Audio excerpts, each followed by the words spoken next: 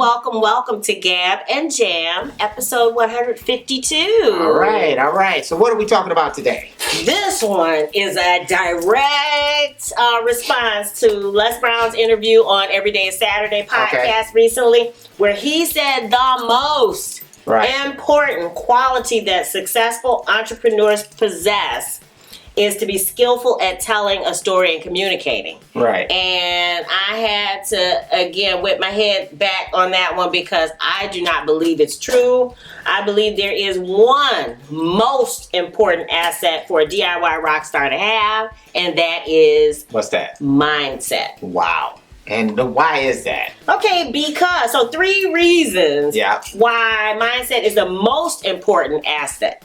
Is because mindset determines your stamina to create. I mean, there are 2 parts to DIY Rockstar. It's creating and then it's the marketing. Yeah. You got to do both. You got to do the business. Yes. And you have to do the creating. Right. And it takes stamina. It takes mindset. Yeah. In order to set your mind to say no matter what. Right. No matter what feedback you're getting. No matter what challenges in your daily life. Right. No matter how you feel like you missed the mark. No matter how you feel like opportunities are passing you by. Yeah. Whatever your situation is, usually DIY rockstar is what they consider starving artists. Yeah. So you're working a job, you're raising kids, you're doing all the things that normal people do because you are a normal person. Right. But you're still keeping your craft going and going out. So creating and going out, and that takes mindset. Yeah, that doesn't just happen. You're wearing several hats. Yeah, and you have to keep wearing those hats. It doesn't stop. Right. Just because again, 6 months worth of work is not going to get it. Right. It doesn't stop because you have to get. It does, no, then that's my next thing. Right. So the second reason why mindset is the most important asset is you must have something to prove to yourself and or to others. So to me, that's your why. Mm-hmm. So it's not, the myth is always, you're doing it for fame, for, the girls. Fame, fortune, whatever else. Right. And I'm saying that for the DIY rockstar, you realize, early on or later on, that you kind of have to have your own why. Yeah. It has to be, more than just to get the record deal. Because, okay, you reach that goal, and then what's next? Yeah. We've seen plenty of people do that. It goes back to that Norman Lear documentary. So, I mean, he was saying that, the thing that got him into writing is that he was writing with, a friend of his, and they put together this thing and they enjoyed the whole process of writing it. Mm-hmm. And then they went out and they sold it for like $25. And it was like, he was like, wow, that's like the most fun I ever had making $25. You know what I'm saying? So that became like the motivation to say, hey, I can have this much fun and make money doing it. Right. So the why became this thing of enjoyment. Right. You know what I mean? It's just, so it's not the why of saying, oh, wow, I want to be this famous writer and either I want to make the goog the money just from being a writer as much as the why was, I'm having fun with this. Right. I'm enjoying this. This was, hey, I didn't do this all day. Yeah. So that within itself sets your mindset to being that, hey, this is a joy for me. Right. Yeah. And so again, that goes back to your point of mindset. Mindset is a big aspect of it, and understanding what your why is, what is centrally motivating you, and usually it's going to be more than just money. Yeah. It's going to be more than just fame. So because that part runs out, and I go back to the pretty girl. Right. That looks don't last, but if there's something that's a little bit more deep.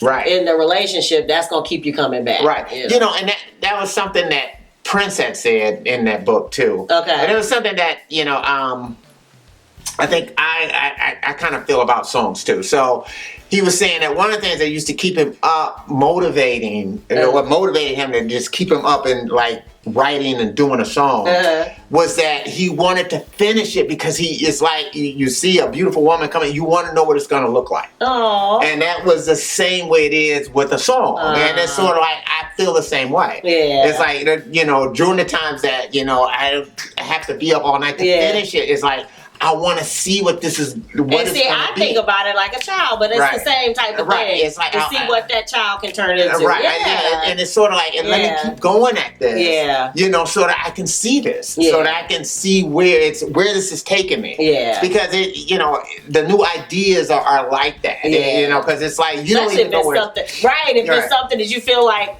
it's not your normal thing that you do. It wasn't just the automatic thing that you do. Or sometimes even when it's that, just the fact that it's like something hit you to do this. Yeah. And it's like, for whatever it is, this has hit me to do it.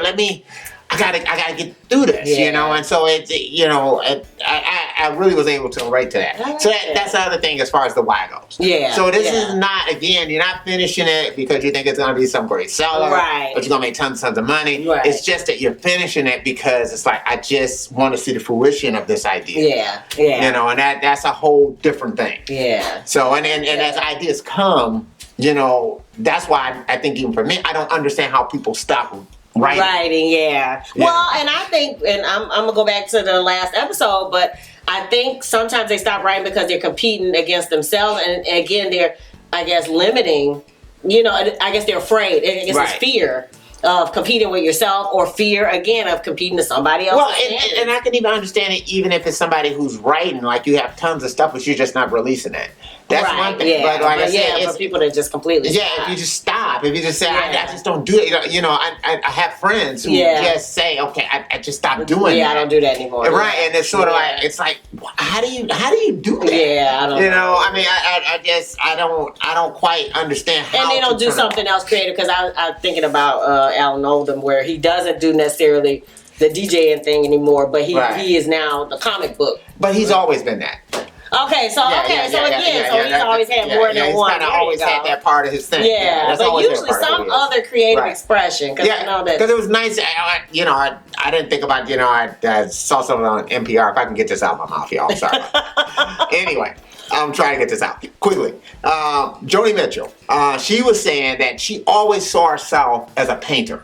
Oh. Right. It's like she saw herself as a painter and not as this songwriter. Oh, wow. You know what I mean? And so, I mean, and that's kind of like she saw herself as this painter first. Yeah. Where, most people know her as this, magnificent songwriter. Yeah. And I knew she painted. Yeah. But I thought, okay, that's something she picked up. No, that was what she saw. That's how she started. Right. That's interesting. Yeah. I didn't know that. So. Again, I learned something new. Second episode today. Second thing I've learned new.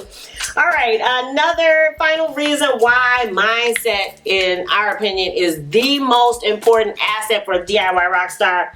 It is the most important asset because talent and opportunity can come and go, or talent that is not poised to take advantage of opportunities. To me, a lot of times it's the person who's working hard that will win over the person that's talented, or who has the opportunity. Yeah, it's not to say that you don't need some talent, but it's just to say that, meaning that the amount of talent that you have, can be beaten by somebody who's working hard. Might be less talented, but work harder. That's the Will Smith. He's like, you will not beat him on a treadmill. Right. And he said he takes that same philosophy to his art, to his, his acting craft. Yeah. Is that you will not beat him because he is going to, he's going to be the last one to leave the room. Right. So, so again, that is why, and I think you have to have a mindset, you have to have a made up mind. Yeah. In advance, before the race, before the marathon. Right. Because sometimes once you're in it,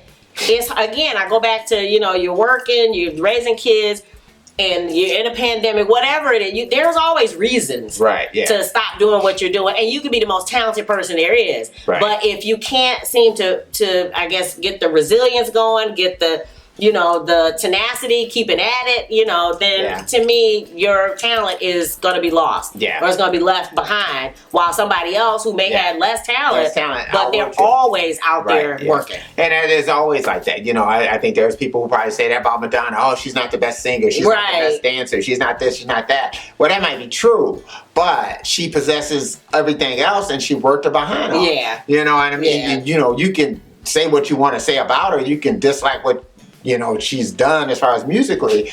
But I don't think anyone could definitely say that she didn't work hard to get to where she is. And so all those different things, she was able to overcome it. You know, and then you add in the it factor. You know, so you add in all of that together. I mean, hey, it's powerful. You know, but the thing is that, you know, you also are in this situation where everybody kind of possesses that. This drive into determination that we all kind of, you have that. That's the one thing we all can do. Is that we all can work hard. You know what I mean? You might not be the most talented, but you can work hard. And so that's the way you can overcome whatever talent deficiencies you have. I like that. Because it's always in your reach if you look at it from that. From that perspective. I mean, because, hey, it's like, you know, just like what Will Smith said, hey, I can endure though. You know, I can work hard. I can work this thing as hard as I can. So I might not have the natural acting ability, natural this, natural that, natural that.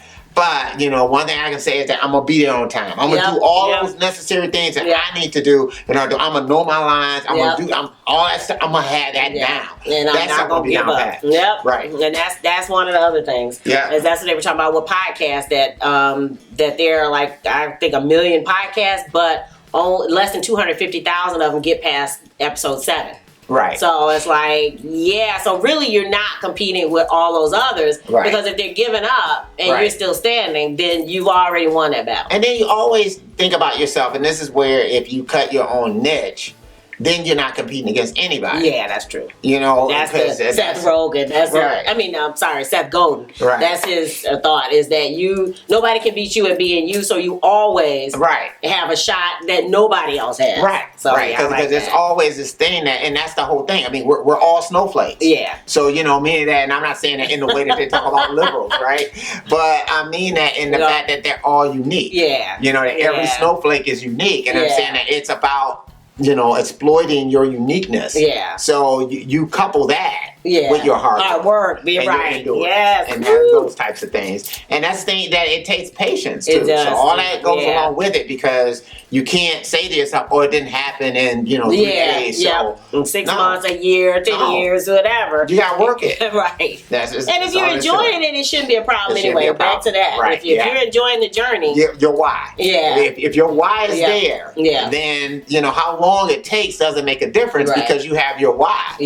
And as long as you're locked into that, then the amount of time that it's taken is irrelevant. So I love it. Woo! All right, what do you think? Is there something greater than mindset that's going to help determine a creator's success? Let us know. Drop it in the comments below. Holidays. I meant to put my little Christmas tree on, but we have Black Friday deals. Sugar Fit Sweet CD deal. You get the CD, you get the sticker, you get candy, you get a Sugar Fit ornament. We are creating those ourselves, and then you get a personal note from the band. So if you're interested in that, we have a link below that you can click to buy that, and then also the Sweet Tea deal, where we have the t-shirts along with the CD, sticker, ornament, personal note from the band, and a special candy that exudes that Sugar Fit vibe. If you're interested, again, it's in the description below. If you dig the vibe, be sure to subscribe. We're wishing you love, peace, and chicken grease. And don't forget Sugar Fit. Sugar Fit. Yay, whoop whoop.